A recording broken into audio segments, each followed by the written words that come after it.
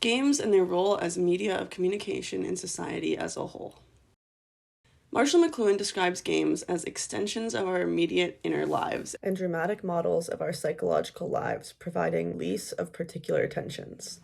In simpler words, they boil our everyday stressors into a packaged or mediated scenario where we're free to play with and adjust to them. They're like little models of our culture that we make fun.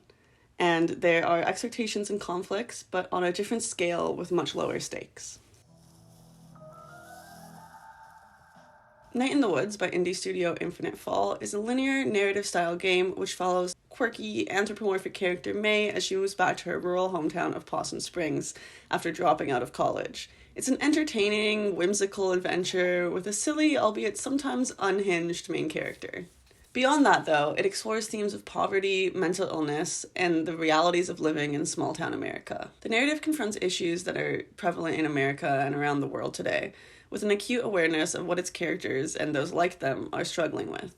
It inspires a sense of understanding and belonging in its players. It functions as a model of our inner lives, and for players adjusting to an economic downturn or a mental malady of some sort, playing a game like Night in the Woods can help them with that adjustment to societal expectations and demands, again, in a way that is much lower stakes and a lot smaller of a scale. But this narrative alone isn't what makes it an effective video game.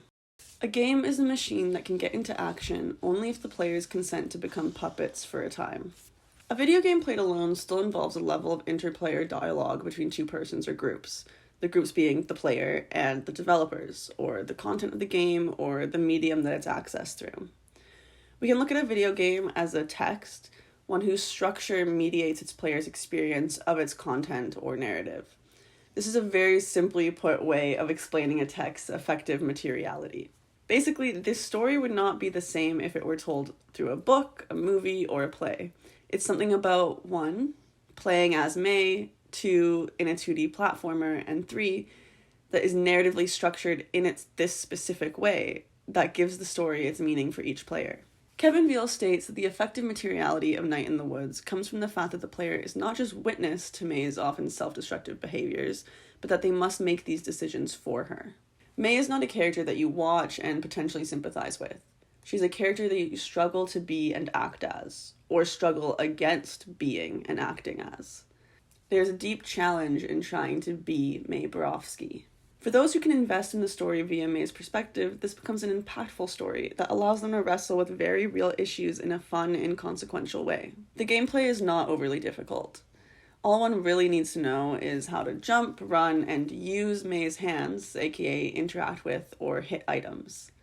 You don't only need to make May's dialogue decisions. You choose who to speak to, where to go, what conversations to eavesdrop on, and sometimes which items to absolutely obliterate with your baseball bat.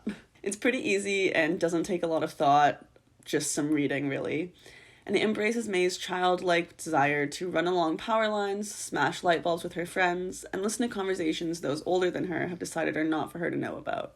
Though McLuhan argues that audiences should not be participants in a game, in terms of video games like this one, I would argue that the player functions as both player as well as spectator. You may control May to an extent, but the game's mediation of its story also renders you the audience to her actions and their consequences. Take, for instance, one of the first days that May is back in town, the titular Night in the Woods, or the day of the party. This is a day where players are able to eavesdrop on their neighbors as they discuss the failing economy and run around and speak to May's friends. B will agree to drive them all to the party, and then the player can return home if they so wish. But they will have to, eventually.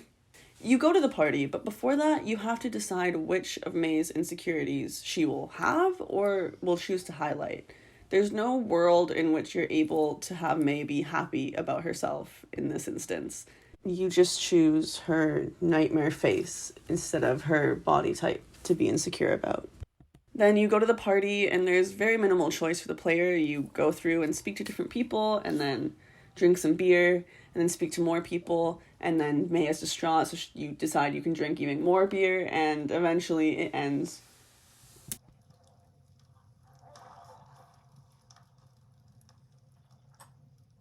Then B drives May home. This is an awful conversation in the car with B, and the player cannot save May from misspeaking because they don't know that she forgot important details. If May doesn't know something, then the player doesn't know it either. So you have to watch as she fucks up and is a really bad friend, and then all the player can do is try to fix it, but not fix it in a way that they might genuinely want to. Fix it in the ways that May gives them. And then finally, you get the first dream sequence of the game in which you have a bat and you have things to hit. So, being a good video game player, you're gonna hit them. You explore the dream sequence like May would, and in the end, you realize how it connects to her drunk ramblings and anxieties from earlier in the night, and how it might carry on to impact the rest of the game or the rest of May's life. One thing that's really important, I think, about this game is that the game is not about May's mental health issues, necessarily. In fact, the main storyline is about people going missing in Possum Springs. But May being the main character, being the character that you play as, is what creates this model for the player to deal with their issues. Because you only get to hear this story, you only get to play this game through May's eyes, and that is what makes it such an effective model of our culture if we are willing to step into her shoes and deal with her issues and be someone other than ourselves for however long the game takes. And in doing that, the player can walk away with a better understanding of their real life or just personal issues in general.